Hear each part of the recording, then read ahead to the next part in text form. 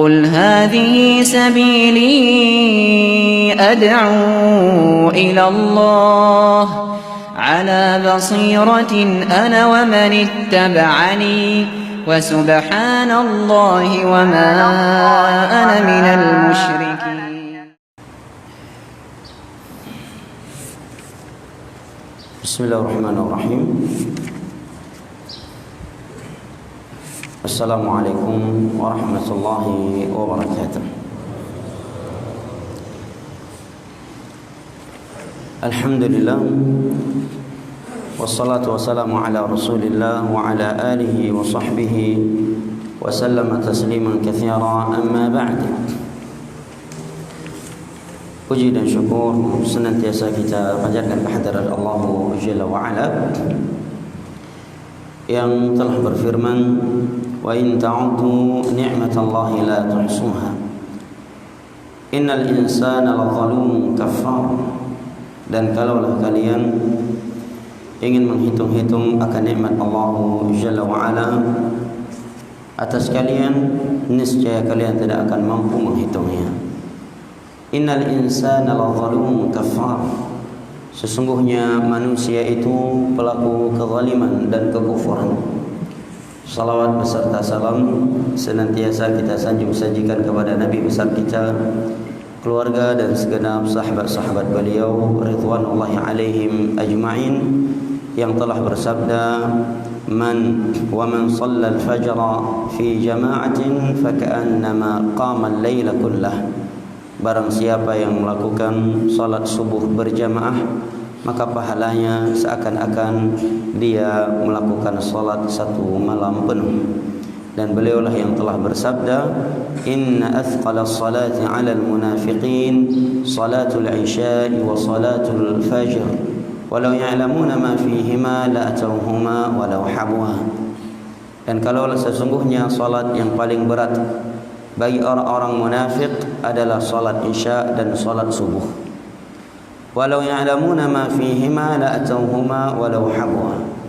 Dan kalaulah mereka mengetahui hakikat keutamaan pergi melaksanakan salat isya dan subuh, la atawhuma walau habwa, niscaya mereka akan pergi melaksanakannya sekalipun mereka harus merangkak. Jamaah yang dimuliakan Allah rahimani wa rahimakumullah, kita lanjutkan kembali kajian kita dari kitab Al-I'tisam karya Al-Imam Asy-Syatibi rahimahullahu ta'ala, yang mana di dalam kitab ini beliau menerangkan kepada kita prinsip-prinsip dalam beragama, yang mana beberapa pertemuan yang lalu telah kita bahas atau telah kita simak seksama penjelasan dan uraian beliau rahimahullahu ta'ala di dalam kitab ini. Maka telah kita ketahui prinsip beragama yang pertama beliau terangkan, yaitu kewajiban mengikuti Al-Quranul Karim dan hadis-hadis Nabi sallallahu alaihi wasallam dengan pemahaman mereka para sahabat Nabi, kemudian para tabi'in dan tabi'in. Kemudian beliau juga telah menerangkan kepada kita bahayanya atau keasingan sunnah beragama di atas Al-Quranul Karim dan hadis-hadis Nabi sallallahu alaihi wasallam dengan pemahaman para salaf. Itu sangatlah asing. Bahkan beliau telah menyebutkan beberapa bentuk keasingan yang cukup dahsyat, dan itu masih di masa beliau. Apa kiranya jika beliau telah berada di masa kita saat ini. Di pertemuan yang lalu beliau juga telah menerangkan kepada kita lawan daripada sunnah, yaitu bid'ah. Beliau pun menyebutkan definisi bid'ah, yaitu suatu ritual ibadah yang tidak ada tuntunan dari Al-Quran dan hadis, ya, di masa Nabi sallallahu alaihi wasallam, dengan sebuah cara yang menyerupai cara syar'i, sebuah cara yang menyerupai sebuah cara yang telah ada di dalam syariat ini sebelumnya cara tersebut, ya, dengan tujuan mencari ridha Allah Jalla wa'ala dan bersungguh-sungguh beribadah kepada Allah, ya. Namun karena itu tidak ada tuntunan dari Nabi sallallahu alaihi wasallam, maka itu menjadi hal yang tercela dalam urusan agama, sehingga tidak ada yang bersilat lidah bahwa kalau tidak boleh bid'ah berarti tidak boleh lagi naik pesawat, naik mobil, pakai YouTube dan yang semisal dengannya. Ucapan yang seperti itu hanya keluar dari orang-orang yang gagal faham terhadap definisi bid'ah yang dimaksud oleh para ulama yang ketika menjelaskan hadis-hadis Nabi sallallahu alaihi wasallam. Dan beliau juga telah menyebutkan kepada kita ucapan para sahabat Nabi, atau sebelumnya ayat Al-Quran, hadis Nabi, ucapan para sahabat, para tabi'in, tabi'ut tabi'in, dan sebagian ucapan 4 imam mazhab tentang tercelanya bid'ah. Ya, adapun kita sekedar membacanya dan menyampaikannya kepada kaum muslimin. Nah, kemudian beliau juga telah menerangkan kepada kita beberapa alasan, beberapa alasan kenapa harus memperingatkan kaum muslimin dari bahayanya bid'ah. Maka beliau pun menguraikan efek-efek buruk, akibat-akibat buruk, nilai-nilai yang tidak baik di balik perbuatan bid'ah itu yang telah kita simak pada pertemuan yang lalu. Maka tidak ada angin untuk mencela pembahasan bahayanya bid'ah. Karena yang pertama kali menerangkan bahayanya bid'ah adalah Nabi SAW. Telah banyak hadis-hadis beliau dalam hal itu yang telah kita simak sebagian apa yang telah disebutkan oleh penulis.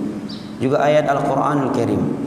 Kemudian para sahabat Nabi, kemudian para tabi'in, kemudian para tabi'ut tabi'in, kemudian ulama-ulama Islam yang datang setelah mereka seperti 4 imam mazhab. Dan tentunya seorang tidak akan risih mendengar pembahasan bahayanya bid'ah apabila dia bukan ahlul bid'ah dan apabila dia bukan orang yang suka melakukan bid'ah. Karena yang memperingatkan bahayanya bid'ah adalah Al-Quranul Karim, adalah hadis-hadis Nabi SAW, adalah para sahabat Nabi, para tabi'in, tabi'ut tabi'in, serta ulama Islam yang datang setelah mereka seperti 4 imam mazhab. Sungguh mereka bukanlah orang-orang yang berada di atas hawa nafsu. Semua mereka sepakat bahwa yang namanya bid'ah itu tercela. Nah, ucapan mereka sepakat. Baik, berikut ini beberapa anggapan atau dalil yang disangka atau dipahami oleh sebagian orang karena gagal faham tentunya, yang mengira bolehnya bid'ah selama bid'ah itu hasanah. Walaupun sebenarnya jawaban syubhat ini telah dijawab oleh Imam Asy-Syafi'i di beberapa pertemuan yang lalu secara umum, secara umum bahwa tidak ada bid'ah hasanah karena beberapa alasan. Yang pertama, seluruh ayat, hadis, ucapan para sahabat, para tabi'in dan tabi'ut tabi'in yang menerangkan bahaya bid'ah tidak mengecualikan sedikit pun adanya bid'ah yang hasanah. Ini secara umum. Yang kedua, di sana ada nas-nas. Di sebagian ayat atau sebagian tempat bunyinya umum, tetapi sebagian tempat yang lain dia terperinci. Maka yang umum ini dibawakan kepada nas yang terperinci. Tapi khusus bid'ah ini, setelah datang nas-nas yang umum, tidak ada nas lain yang merincikan, yang mengecualikan keumumannya tersebut dengan sesuatu. Nah, maka beliau akan sebutkan di sini beberapa dalil yang sebagian orang karena gagal faham tentunya mengira dengan hadis ini bolehnya melakukan bid'ah hasanah.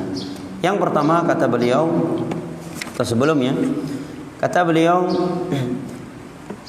sebagian mereka taksimul bid'ah ila hasanin wa qabihin wa raddi alaihim. Pembagian sebagian orang bahwa bid'ah itu ada yang baik, ada yang jelek beserta bantahannya. Lucunya sebagian orang ada yang mengirim screenshot kitab ini ke saya ketika saya selesai melakukan khutbah Jumat di sebuah daerah di Aceh, kirim sampaikan khutbah bersempurna bebetul ini karena Imam Syatibi kepegah ilegayan dalam kitab Al-I'tisam na bidah yang god na yang bidah buruk. Padahal dari judul metang katalah baca. Pada judulnya Taqsimul Bid'ah wa ila hasanin wa qabihin wa raddi alaih. Pembagian bid'ah, bahwa ada bid'ah itu ada yang hasan, ada yang buruk dan bantahannya. Menunjukkan apa? Ini judul mau dibantah oleh beliau. Ini orang ya, ngambil kitab ngasih kesimpulan. Imam Syatibi aja menyatakan ada bidah yang baik dan ada bidah yang buruk. Padahal dari judulnya saja Imam Syatibi mau membantah anggapan tersebut. Apalagi kalau dia baca di bawahnya, memang isinya bantahan terhadap orang yang menganggap ada bidah hasanah. Yang beut lapik kitab, yang ke lapik kitab. Kaim dah dengar kan? Beut lapik kitab, yang beut lapik kitab. Cok judul hana baca alih judul pun, padahal judul dari penulis ya judul yang keliru dan beliau ingin menjawab, membantah judul itu. Ya, yang beut lapik kitab. Nah, baca lapik kitab. Seperti misalkan orang ngebuka kajian ba YouTube. Siapa bilang musik itu halal? Musik itu haram. Siapa bilang riba itu haram? Hana gedengar atau ji? Dengar judul je kita baca. Nyoti dah. Pegah ibu orang tahu pegah ribanya mandung harum. Nah ustaz je pegah ba YouTube. Ya, hana mandung ribanya harum. Hana mandung musiknya harum. Hana mandung bid'ahnya buruk. Ngam baru ke baca judul hana gedengar atau nah. Imam Syatibi dia screenshot, saya screenshot balik. Nih setelahnya. Perhatikan. Rupanya hanya baca kitabnya. Ijo kirim lego. Ya. Foto judulnya kirim ke kan. Kirim ke lontuan. Ya. Belum pegah yang kitab 2006 belum kata mak baca, utama aku belajar. Imam Syatibi adalah orang yang paling tegas dalam masalah ini. Dan itu judul mau dibantah oleh beliau. Ini judulnya Taqsimul Bid'ah ila Hasanin wa Qabihin wa Radd 'alaih.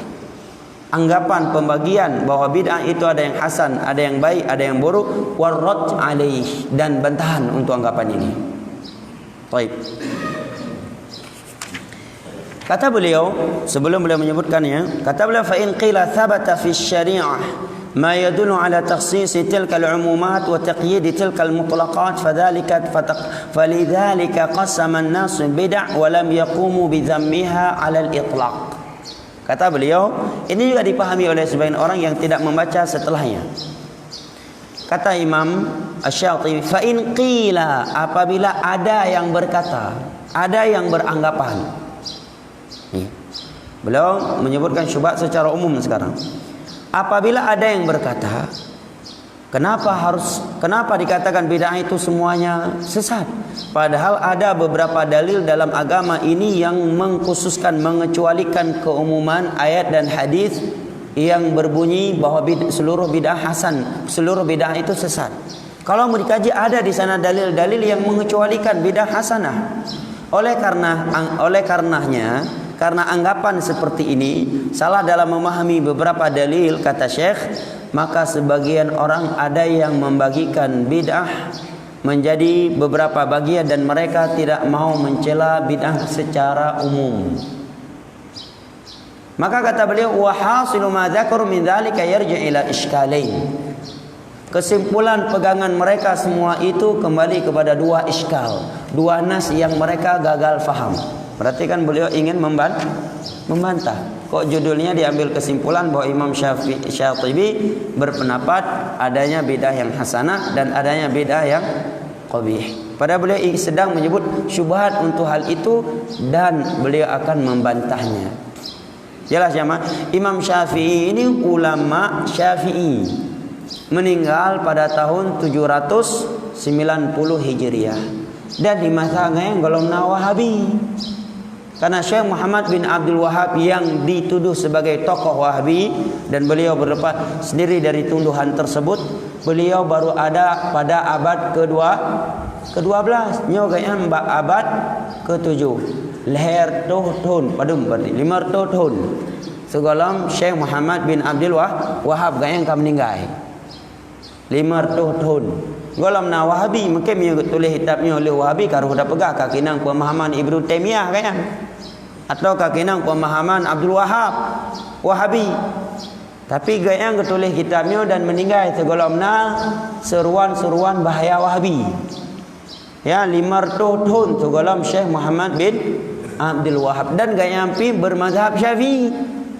Ulama besar dalam mazhab Asy-Syafi'i. Naam. Mungkin dia tulis tahun 80 Masehi, 60 Masehi atau 40 Masehi.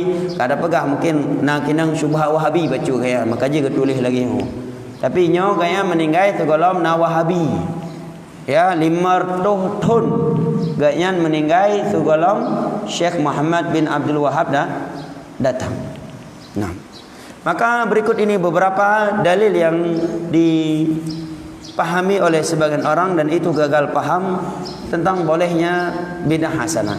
Yang pertama adalah hadis yang diriwayatkan oleh Al-Imam Al-Bukhari dari sahabat Abu Hurairah radhiyallahu anhu, yaitu hadis Nabi sallallahu alaihi wasallam yang berbunyi, "Man sanna sunnatan hasanatan kana lahu ajruha wa ajru man 'amila biha la yanqusu dzalika min ujurihim syai'a. Wa man sanna sunnatan sayyi'ah kana 'alaihi wizruha wa wizru man 'amila biha la yanqusu dzalika min awzarihim syai'a." Barang siapa yang memberikan contoh sunnah yang hasanah, Nabi bilang apa? Sunnah yang hasanah, bukan bid'ah yang hasanah. Barang siapa yang melakukan sunnah hasanah, maka bagi dia pahala telah melakukan bid'ah hasanah sunnah hasanah tersebut, dan pahala orang-orang yang melakukan sunnah hasanah tersebut sebab dia, tanpa mengurangi pahala mereka sedikit pun. Artinya dia mendapatkan dua pahala dari dua sisi. Sisi yang pertama karena dia sendiri telah melakukannya. Sisi kedua orang lain, dari sisi orang lain melakukan kebaikan tersebut disebabkan dia. Misalkan sebab dia ada 10 orang mengenal hidayah, mengenal tauhid, mengenal sunnah. Seumur hidup mereka menerapkan tauhid, menerapkan sunnah. Setelah mereka mendapatkan hidayah tersebut sebabnya, maka seumur hidup hidayah yang mereka lakukan tersebut mengalir kepada orang yang telah menjadi sebab mereka dapat hidayah, walaupun ini orang telah berada dalam kuburannya, tanpa mengurangi pahala mereka sedikit pun. Ini yang namanya MLM syariah, dan ini diperbolehkan menurut kesepakatan ulama Islam. MLM yang bentuknya seperti ini, ya, multi level marketing dalam masalah akhirat.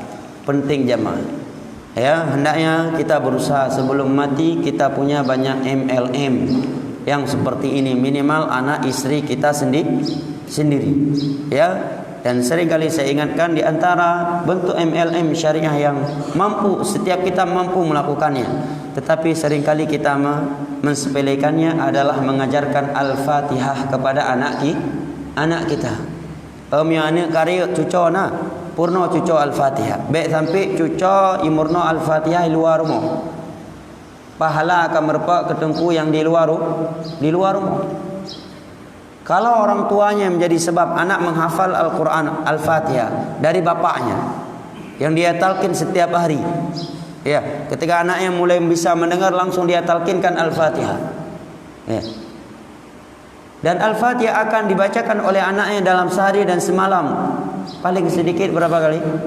17 kali, ya kan? Belum lagi untuk salat tahajud. Andai kata anaknya punya umur 50 tahun, taruhlah misalkan maksimal dia menggunakan membaca Al-Fatihah dalam 40 tahun. Mungkin 10 tahun ke bawah belum salat.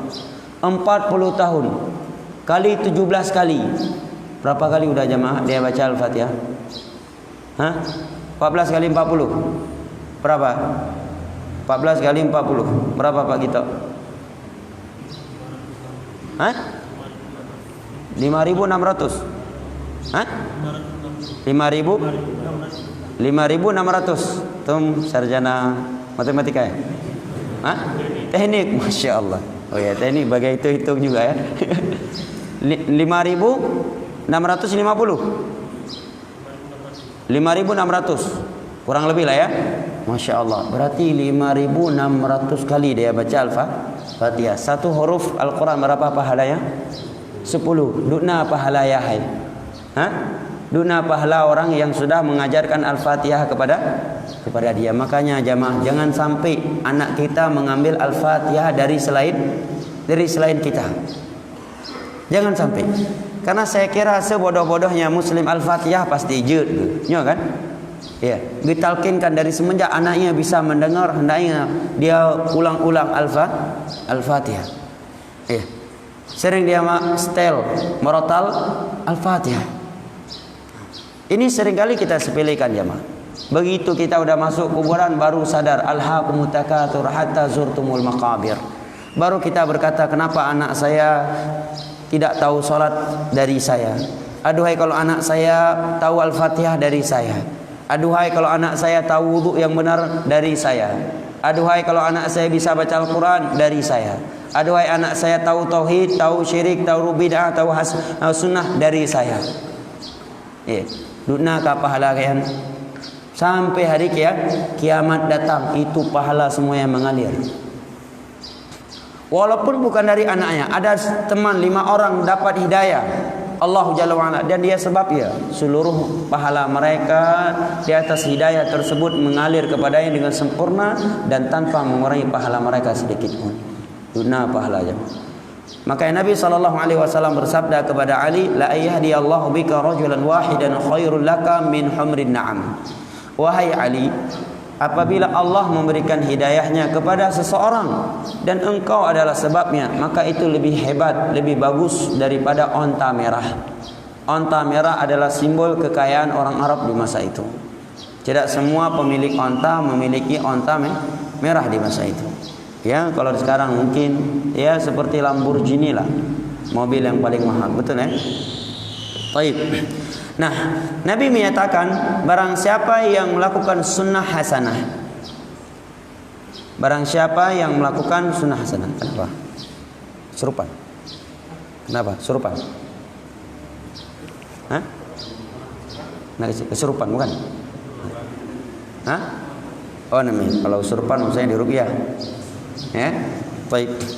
Barang siapa yang melakukan sunnah hasanah, maka bagi dia pahalanya dan pahala orang-orang yang melakukannya tanpa mengurangi pahala mereka sedikit pun. Sebaliknya, barang siapa yang melakukan sunnah yang sayyi'ah, sunnah yang sayyi'ah, yang buruk, maka bagi dia dosa sunnah sayyi'ah tersebut dan dosa orang-orang lain yang melakukannya karena dia harus memikulnya, harus bertanggung jawab di hadapan Allah tanpa mengurangi daripada dosa mereka sedikit pun.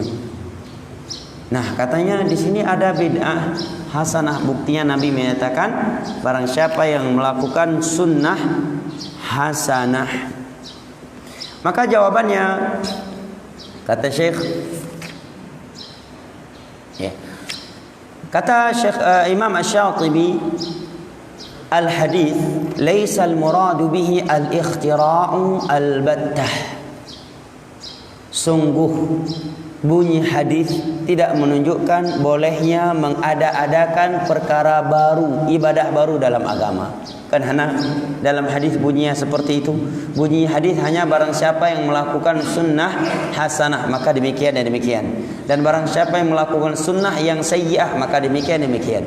Hadis ini tidak menunjukkan bolehnya melakukan al-ikhtira' al-battah, melakukan ritual ibadah baru yang sama sekali tidak ada tuntunan dalam agama. Wa illa lazima min dzalika ta'arud bainal adillah al-qat'iyyah. Karena kalau dikatakan adanya bolehnya mengada-adakan perkara baru, ibadah baru dalam urusan agama, maka ini akan bertabrakan dengan hadis-hadis Nabi lainnya yang lebih banyak lagi yang menerangkan tidak bolehnya mengada-adakan ibadah baru dalam urusan agama.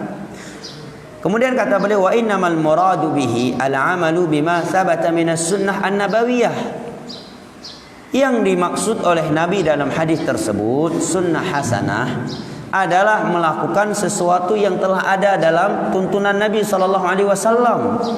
Kemudian dia praktekkan di saat manusia, di saat kebanyakan manusia telah melupakannya atau tidak sedang melakukannya. Dia pun melakukannya, akhirnya manusia menjadi ingat akan sunnah tersebut. Akhirnya mereka ikut melakukannya, maka dia mendapatkan pahala melakukannya dan pahala seluruh orang-orang yang melakukannya karena dia telah mengingatkan mereka. Ini maksudnya. Buktinya apa? Buktinya sababul wurud. sebab Nabi mengucapkan hadis ini. Kalau ayat kan dikatakan sababun nuzul. Kalau hadis namanya sababul wurud. Turunnya ayat kartu suatu sebab disebut dengan asbabun nuzul, sebabun nuzul. Kalau sebab yang membuat Nabi mengeluarkan sebuah sabda itu namanya sababul wurud. Asbabul wurud bahasa lainnya. Sababul wurud hadis ini kata beliau di dalam sahih Muslim pada nomor 1017 di sini disebutkan nomornya. Dari sahabat Jarir bin Abdullah radhiyallahu anhuma. Kata beliau, kunna 'inda Rasulillah sallallahu alaihi wasallam fi sadrin nahar, faja'ahu qaumun hufatan 'uratan mujtabin nimar. Suatu ketika kami sedang duduk bersama Nabi sallallahu alaihi wasallam di pertengahan hari atau fi sadrin nihar, di awal hari. Tiba-tiba datang sebagian sahabat lainnya dari peperangan. Mereka tidak beralas kaki, tidak berpakaian, maksudnya pakaiannya compang-camping. Mujtabi an-nimar. Pakaian mereka pakaian mereka terkoyak-koyak ya. Kemudian mutaqallidi as-suyuf, dan mereka membawakan pedang-pedang mereka. Amatuhum Mudhar, kebanyakan mereka para sahabat dari Mudhar. Bal kullum min Mudhar, bahkan sebagian mereka dari Mudhar, datang dalam keadaan miskin. Pakaian compang-camping, tidak beralas kaki. Melihat mereka dengan kondisi seperti itu, maka fatama'ara wajhu Rasulillah sallallahu alaihi wasallam lima ra'ahu min al-faqah. Langsung memerah wajahnya Rasulullah sallallahu alaihi wasallam. Sedih beliau melihat mereka dalam keadaan miskin seperti itu. Padahal Nabi juga tidak kalah miskin. Ya, ini menunjukkan keluhuran akhlak Nabi kita. Beliau tidak kalah miskin, tetapi beliau selalu bersikap rahmat kepada orang miskin dan selalu membantu mereka, padahal beliau tidak kalah miskin daripada mereka. Nah, kenapa saya katakan demikian? Karena di dalam hadis riwayat Al-Imam Al-Bukhari, pernah rumah Nabi istri-istrinya 2 bulan penuh tidak hidup dapurnya. Yang mereka makan hanya kurma dan air putih. Hanya saja terkadang ada tetangga beliau, sahabat Ansar, yang mengirimkan susu onta untuk beliau dan keluarganya. 2 bulan penuh jemaah. 2 bulan dapu haudip. Nah pernah orang rona. Nah mungkin karena pergi traveling. 2 bulan hanai tempat, hana haudip dapu, sabi bak GoFood. Ya, sabi warung. Nyonyokah Nabi 2 bulan memang hana peng, hana makanan karena gasin. Tahu mulia tayo dengan Nabi? Tahu mulia. Iga tayo baru kurang pendapatan, biasa ji 10 juta ti belum. Kalinya itamang 10 juta, tantang duruh gute mati yang rakyat dah musibah dah. 10 juta ansip. Rakyat dah musibah. Kena kedih keluh. Atau hana menang tender. Atau hana merpak bonus. Atau hana tumai paju ungkut. Biasa haji ungkut mahal, kalinya payah ungkut sore di minggu. Gasin dham dah. Ya kena kedih kejap, pita kalinya. Masya-Allah. Kibau orang. Nabi Rasul, orang lemoi tha. Pembuka pintu syurga. 2 bulan rumah ke hana ungkut, hana bu. Karena bu artinya adalah dari gandum. 2 bulan dapu hana udip jemaah. 2 bulan. Geeh yatuh tika yang kasar, yang membekas di punggungnya sampai Umar menangis. Abdullah bin Mas'ud menangis melihat Nabi tempat tidurnya seperti itu. Ketika sahabat berkata, "Ya Rasulullah, biar saya buatkan untuk anda satu tempat tidur yang mewah." Apa kata Nabi sallallahu alaihi wasallam? "Mali walid dunya illa karrajulin istadhalla tahta syajaratin fatarakaha." Aku dan dunia ini perumpamaannya seperti seorang lelaki yang menempuh sebuah perjalanan kemudian berteduh di bawah sebuah pohon. Kemudian dia kembali meninggalkan pohon tersebut. Pohon itu adalah dunia bagiku. Nah, subhanallah ya.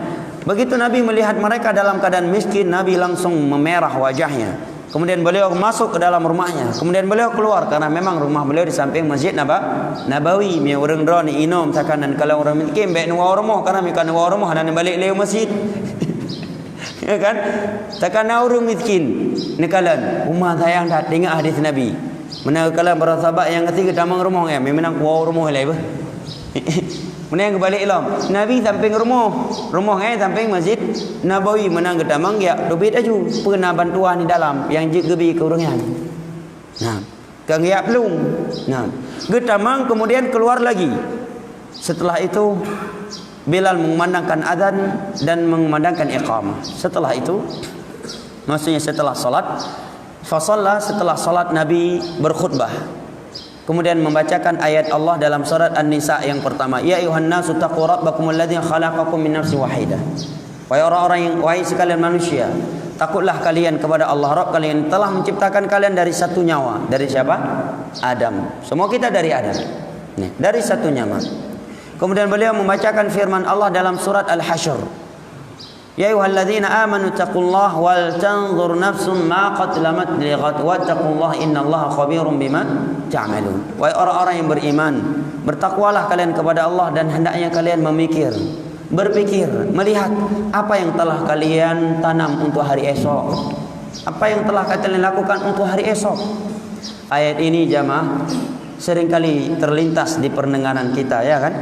Tetapi ketajaman ayat ini akan kita rasakan di saat di hari pertama kita masuk liang kubur. Di hari pertama kita masuk kuburan baru kita tahu tajamnya bunyi ayat ini. Selama di dunia ayat ini selalu dibacakan oleh khatib-khatib dalam Jumat. Kita pun mendengarnya dengan santai. Bahkan mungkin ada yang mendengarnya sambil tidur dalam khutbah Jumat. Nanti begitu kita mati, kita baru akan merasakan ketajaman ayat Al-Quranul Karim ini. Hari ini kita mati, hari ini baru kita langsung menyadari betapa tajamnya peringatan Allah ini. Ya. Nabi pun membacakan dua ayat ini. Setelah Nabi membaca ayat ini, maka tasaddaqa rajulun min dinari. Ada seorang sahabat yang menyedekahkan dinarnya, dirhamnya. Dinar uang dari emas, dirham dari perak. Ada yang dari pakaiannya, ada dengan satu sa', 4 pergelangan kedua pergelangan tangan, 4 kali 2 pergelangan tangan orang dewasa. Hatta qal walau bi syiqqi tamrah. Kemudian Nabi menyatakan bersedekahlah kalian walaupun hanya setengah kurma. Ini anjuran bersedekah. Karena yang namanya sedekah sekecil apapun dia akan menjadi besar di sisi Allah walaupun setengah kurma. Hai tina kurma pelah 2. Walaupun hanya dengan setengah kurma kalian mampu bersedekah, maka bersedekahlah. Saking dahsyatnya, saking seriusnya Nabi menganjurkan mereka untuk bersedekah. Nah, itanya baik tadang bagian paling likut hadithi. Baik ni cok matang walaupun setengah kurma, padahal rumah nanti peluh buah matau. Diminta nak kurma geplah lah tina. Kurma tak pompang. Gecok tina kurma geplah lah gepegah oleh Nabi walau setengah kurma nyan bahlul nyan akai Abu Nawas. Akai Abu Nawas punya lagi. Nabi gepegah lagi bukan berarti hanya tina anak kurma walaupun di rumah nak tak pompang kurma. Tetapi ini bentuk keseriusan Nabi. Nabi sedang serius menyeru para sahabatnya untuk bersedekah. Sedekah walaupun hanya mampu setengah kurma. Tapi enggak ada sahabat Nabi yang datang geplah kecoan sini kurma geplah 2. Nyo kigata sikan, kelong sikan karena perintah Nabi walaupun sikan kurma. Tidak. Ya, ini namanya al-mubalaghah dalam bahasa Arab. Ya, karena serius. Ya, sungguh-sungguh. Jelas ya? Walau bi syiqqi tamrah. Qala faja'a rajulun minal ansar bi suratin kanat kaffuhu ta'jizu anhu. Maka datanglah seorang sahabat Nabi dari Ansar, dia membawa surah. Surahnya bahasanya jid apa hatakan umpang beruh, guni. Ya, apa bahasa Indonesia umpang guni? Karung, ya. Satu karung yang mana pundaknya itu sudah mulai lemah. Dia sudah mulai lemas, hampir tidak mampu membawa karung tersebut.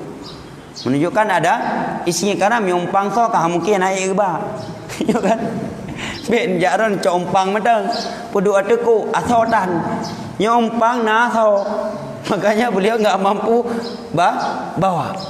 Berarti beliau paling banyak. Bal qad ajiz, bahkan dia sampai sudah enggak mampu bawa lagi. Penuh karungnya.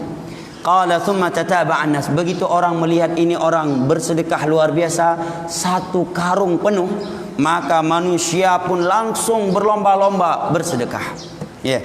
Sampai-sampai kata sahabat Jarid, aku melihat dua tumpukan besar di depan Nabi. Satunya tumpukan makanan, satunya lagi tumpukan pakaian. Sebab siapa jamaah? Sebab sahabat tadi yang membawa satu karung, yang lain tadinya kan cuma dirham, dinar, ya, pakaian taboh. Pai kalian enggak yan taboh umpang bah. Hai kembali, maka yang lain cemburu. Para sahabat cemburu akhirat. Nyan model para sahabat ini. Tidak pernah mereka saling cemburu dalam urusan dunia sesama mereka. Tidak ada perselisihan di antara sahabat Nabi dikarenakan dunia. Ya. Semuanya demi akhirat. Ya. Dan sesuai dengan ijtihad mereka. Nah. Maka aku melihat wajah Rasulullah sallallahu alaihi wasallam pun berubah. Beliau senyum dan wajahnya berseri-seri. Setelah itu baru Nabi petubit hadis bunuh. Kan dia pegat malut para sahabat. Dia petubit hadis bunuh kan. Ya. Setelah itu Nabi baru berkata, man sanna fil islami sunnatan hasanah. Barang siapa yang melakukan sunnah hasanah, bagi dia pahalanya dan pahala orang-orang lain yang mengikutinya. Sedekah sekarang sedekah bid'ah atau bukan? Sedekah bagian dari sunnah Nabi bukan? Sudah ada belum ayat dan hadis yang memerintahkan kita untuk sedekah? Ada. Lehnya baru gepeleh hadisnya li Nabi. Bukan setelah para sahabat Nabi gemeratib 7 ribu baru gepegah li Nabi. Man fil sanna fil islami sunnatan hasanah falahu ajruha wa ajru man amila biha. Atau leh kanduri jerat baru gepegah li Nabi. Man sanna fil islami sunnatan hasanah. Barang siapa yang melakukan sunnah hasanah, bagi dia pahalanya dan pahala orang-orang yang melakukannya. Atau setelah melakukan zikir setelah solat 5 waktu dengan zikir, dengan konteks zikir yang tidak ada tuntunan dari Nabi dan dengan cara yang tidak pernah dilakukan oleh Rasulullah. Kemudian Nabi datang menyatakan, man sanna fil islami sunnatan hasanah falahu ajruha wa ajru man amila biha la yanqusu dzalika min ujurihim syai'a. Bukan. Tetapi setelah para sahabat bersedekah, mereka bersedekah karena Nabi sedang marah memerintahkan mereka untuk bersedekah. Jelas ya? Dari sababul wurud bisa kita pahami bahwa hadis ini tidak ada angin sedikit pun untuk memperbolehkan bid'ah yang hasanah. Jelas ya? Kemudian jawaban lainnya di dalam hadis Nabi menyatakan sunnah hasanah. Nabi tidak menyatakan bid'ah hasanah. Maka kalau sunnah kita katakan ada sunnah hasanah dan ada sunnah sayyi'ah sebagaimana bahasa hadis Nabi. Adapun bid'ah semuanya sesat. Kenapa demikian? Nabi yang menyatakan kullu bid'atin dhalalah dan tidak ada hadis Nabi yang menyatakan ada bid'ah hasanah. Jelas ya? Dan sunnah yang terbagi menjadi hasanah dan sayyi'ah adalah sunnah yang bermakna at-tariqah, sebuah jalan. Sunnah secara etimologi artinya sebuah jalan. Adapun sunnah secara istilah ahli fikih adalah suatu ibadah yang dianjurkan oleh Allah dan Rasulnya yang apabila dilakukan berpahala dan ditinggalkan tidak berdosa. Itu secara istilah fikih. Adapun sunnah dalam istilah para ulama salaf ketika mereka sedang membahas prinsip beragama, seperti ucapan Imam Syafi'i, Imam Malik menyatakan as-sunnatu safinatu Nuh man raqibaha naja. Sunnah itu laksana perahu Nabi Nuh. Maka maksudnya adalah beragama mengikuti Al-Qur'anul Karim dan hadis-hadis Nabi sallallahu alaihi wasallam dengan pemahaman para sahabat Nabi, sebagaimana yang ditegaskan oleh Al-Imam Ibn Rajab dalam kitabnya Jami'ul Ulumi wal Hikam. Nah, sunnah yang bermakna secara etimologi ada dua macam. Apabila sunnah yang dia lakukan memang sesuatu yang dianjurkan dalam Al-Quran dan hadis, maka itu sunnah hasanah. Ya, tapi kalau suatu metode yang dia lakukan yang tidak ada tuntunan dari Nabi, ya, yang tidak ada tuntunan dari Nabi, maka atau bahkan bertentangan dengan agama Nabi, maka itu sunnah yang sayyi'ah. Maka kalau sunnah ada yang hasanah dan ada yang sayyi'ah. Adapun bid'ah kulluha dhalalah, semua yang sesat. Siapa yang berkata demikian? Rasulullah sallallahu alaihi wasallam, para sahabatnya, para tabi'in, dan mereka sebaik-baik figur kita dalam beragama. Naam, ya. Ini jawaban dari Al-Imam Asy-Syatibi rahimahullahu taala. Adapun syubhat yang lainnya maka akan kita simak bersama pada episode berikutnya insyaallah taala. Jika ada hal yang mau disampaikan, saya persilakan dengan segala hormat sambil menunggu waktu syuruk. Naam.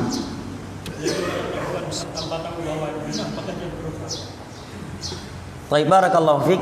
Orang yang melakukan bid'ah karena tidak tahu itu bid'ah. Secara umum al-jahl, ya, kebodohan, ketidaktahuan itu terbagi menjadi dua. Yang pertama, ketidaktahuan karena memang dia i'rad, tidak punya keseriusan untuk mempelajari agama Allah. Akhirnya selalu tidak tahu. Yang disebut oleh para ulama al-jahlu bil i'rad, tidak tahu karena berpaling. Memang tidak mau belajar karena orang lagian. Mio kana orang pegah baru gedinga, tapi giak mita giak belajar agamanya hangtim. Maka apabila kebodohannya karena berpaling tidak mau belajar, maka ini bukan uzur syar'i kata para ulama. Ya. Ini bukan uzur syar'i. Karena Nabi menyatakan talabul ilmi fardhatun ala kulli muslim. Mempelajari agama ini merupakan kewajiban atas setiap individu muslim. Oleh karenanya Nabi memotivasi untuk belajar agama. Banyak keutamaan-keutamaan yang Nabi sebutkan untuk orang yang belajar agama. Dan tentunya ketika kita berkata belajar agama, tidak mesti jadi ustaz. Betul, semua kita nggak harus jadi ustaz. Semua wanita nggak harus jadi ustazah. Betul dan sangat betul. Tetapi semua kita berkewajiban belajar agama. Dan berkewajiban membela agama sesuai dengan kemampuan dan kapasitas masing-masing. Ini yang pertama. Yang kedua, apabila ketidaktahuannya tersebut karena belum sampai ilmu kepadanya dan dia sudah berusaha untuk mempelajarinya namun dia belum tahu, atau ada syubhat yang sangat dahsyat, dia akhirnya karena syubhat tersebut dan dia sedang mencari kebenaran bukan karena hawa nafsu dia melakukannya, maka kata para ulama diharapkan dia dimaafkan oleh Allah dan mendapatkan pahala niat yang baiknya, bukan pahala ibadah tadi. Karena namanya ibadah diterima oleh Allah kalau memenuhi dua syarat, ikhlas dan sesuai dengan tuntunan Nabi. Demikian jawaban Syekh Muhammad bin Shalih Al-Utsaimin ketika beliau ditanyakan orang yang suka melakukan bom bunuh diri. Kata Syekh, bom bunuh diri ini penyimpangan dalam Islam dimanapun dia lakukan. Baik ketika dia lakukan di medan perang yang syar'i, itu tetap enggak boleh. Ya. Walaupun di jihad yang syar'i misalkan, sedang perang dengan Yahudi misalkan, yang mereka sedang memerangi kaum musyrikin, kaum muslimin, dia lakukan bom bunuh diri. Sepakat seluruh ulama Islam di masa ini itu tidak boleh. Ulama-ulama yang mengikuti manhajus salaf. Kenapa tidak boleh? Yang pertama karena itu namanya bunuh diri, bukan aksi yang bela diri. Kenapa? Karena ketika dia ledakkan bom, siapa yang mati duluan? Dia kan? Dia. Makanya kata para ulama, ini hadis nggak bisa dikiaskan kepada sahabat Nabi yang melakukan perang sendirian masuk ke barisan kaum musyrikin dengan pedang. Beliau ayunkan pedangnya dan beliau memang ahli pedang. Ya, ahli pedang. Ya, diayunkan pedangnya oleh beliau. Beliau masuk ke barisan tersebut seperti gunting yang memotong. Ya, kedua, memotong sehelai kain. Beliau keluar lagi sampai 3 kali beliau mati. Ya. Para sahabat ada yang bunuh diri. Maka turut firman Allah Jalla wa Ala bahwa itu bukan bunuh diri. Itu bukan bom bunuh diri. Kenapa? Karena ada perlawanan di situ. Dan musuh mati sebelum dia mati. Jelas? Musuh mati sebelum dia mati. Buktinya 3 kali berulang kali yang ketiganya beliau baru meninggal. Dan ada usaha di situ. Dan beliau ahli. Sedangkan bom bunuh diri begitu meledak bom, siapa yang pertama kali mati? Dia, bukan musuh. Ya, musuh belum tentu mati semua. Dia udah pasti mati. 100% dia mati. Kalau orang yang masuk tadi 90 sekian persen dia mati, maka tidak dinamakan bunuh diri. Jelas ya? Kemudian bom bunuh diri pun bisa menyebabkan mati anak-anak, kaum wanita, orang-orang tua, dan itu enggak boleh dalam jihad syar'i. Andai kata itu jihad syar'i, anak-anak enggak boleh dibunuh dalam Islam. Kaum wanita enggak boleh, orang kakek-kakek ditawan, kecuali tak bisa terelakkan. Tempat ibadah mereka enggak boleh dihancurkan. Dengan bom bunuh diri itu semua akan terjadi. Betul? Ya. Apalagi bom bunuh dirinya di tengah-tengah kaum muslimin terhadap orang-orang kafir yang mereka zimmi, yang mereka kafir musta'min atau kafir mu'ahad. Tetapi kata Syekh, ini perbuatan salah. Tetapi bagaimana orang tersebut apabila orang tersebut melakukannya karena ada orang yang doktrin? Misalkan anak muda baru taubat, ya tadinya anak pang, icok direkrut, ipiyo le, nyokah mihana katume jalan pintas tamang surga, mati pasti athon neraka kah? Tak le mati ke? Nyo payah kami ta jalan pintas masuk surga. Mana pang genang langian? Hai tambang ayu. Nyo kan? Kamu dah maksiat membunuh begitu dosa, Masya Allah, kalau mati sekarang kamu surga neraka yang paling bawah. Tapi Allah Maha Pengampun. Ada amalan pintas masuk surga. Jihad. Bawakan ayat hadis tentang keutamaan jihad. Ya. Kemudian dibawa ke kasih syubhat untuk mengkafir-kafirkan Polri dan TNI. Ya. Kasih syubhat. Wa man lam yahkum bima anzalallahu fa ulaika humul kafirun. Orang yang tidak berhukum dengan hukum Allah, dia kafir. Lihat tu Polri, TNI, hukumnya hukum Belanda. Mereka kafir. Kalau kafir, waqtuluhum haitsu taqidumuhum. Bunuhlah orang-orang kafir dimanapun kamu mendapatinya. Anak anak umpam agama kan nyorat. Betul juga ya. Terjadilah bom bunuh diri, bom Bali 1, bom Bali 2, bom Mariot. Dia melakukan bom Mariot anak muda jemaah. Sering ke masjid, takmir masjid di daerah, sebuah daerah, kena syubhat, kena doktrin. Anaknya pendiam, akhlaknya Masya Allah. Inilah yang kelirunya ucapan sebagian orang, belajar akhlak, adab. Kita belajar adab biar lembut hati kita, akidah enggak diajarkan. Itu jadinya. Itu jadi Khawarij jadi. Khawarij di masa Ali yang membunuh Ali, yang membunuh Uthman, sebagian mereka hafal 30 juz Al-Quran. Sebagian besar mereka. Sebagian besar mereka ahli puasa Daud. Salat malam kena syubhat. Ya. Ada seorang Khawarij di Yaman, ketika saya di Yaman, anak muda, hafiz 30 juz Al-Quran. Dia yang memberondong guru saya pakai AK-47, Syekh Abdurrahman Al-Hadibi. Karena beliau selalu bantah syubhat-syubhat ISIS, syubhat Al-Qaeda. Dia kena paham Al-Qaeda. Ya, kemana-mana berjubah, pakai imamah. Imam masjid besar di kota Aden, suaranya cukup indah. Ada di YouTube, saya lupa namanya. Ya, bisa dibuka di YouTube. Orangnya Masya Allah, anak muda, umurnya 20 tahun. Dia yang berondong Syekh Abdurrahman. Kena paham Khawarij. Saya kembali lagi ke pertanyaan Syekh Abdurrahman tadi. Bahaya jamaah kalau enggak belajar akidah. Ya. Untuk apa akhlak bagus kalau akidahnya rusak? Akhlaknya bagus, hafiz Al-Quran tapi pahamnya Khawarij. Ya. Bagus akhlaknya, hafal Al-Quran, pahamnya Al-Qaeda, pahamnya ISIS, pahamnya Murja, pahamnya Mu'tazilah. Sia-sia akhlaknya.